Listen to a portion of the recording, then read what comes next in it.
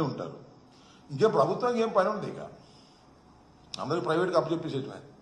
మీరు చూశారుగా, మెడికల్ కాలేజీలు ప్రైవేటు, పోర్ట్లు ప్రైవేటు. మీరు చిత్రం చూశారు లేదో, రోడ్లు కూడా ప్రైవేటేనంట. జిల్లా పరిషత్ రోడ్లు, ఆర్ఎన్బి రోడ్లు అన్నీ ప్రైవేట్ వాళ్ళు వేసుకోవడమే. మంచి కాంట్రాక్టర్ ఇవ్వడం దొరికితే ఆయనకి ఇచ్చేయటం, ఆయనకి వేసేయటం, కమిషన్ తీసుకోవటం, టోల్ కోసి వాళ్ళు వసూలు చేయటం. ఈ కారు తీసుకెళ్లారా, నేషనల్ హైవేలోనే మీరు టోలు కట్టుకున్నాను అనుకుంటారేమో.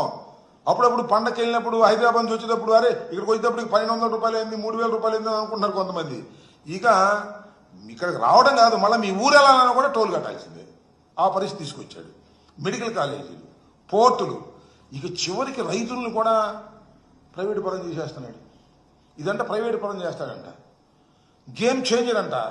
దీని పేరు ఏదో పెట్టాడయ్యా, భలే ఉంది. ఇట్లా బలి పెడతాడులే మన చంద్రబాబు నాయుడు గారు. తెలుగు తల్లి జలహారతి అంట.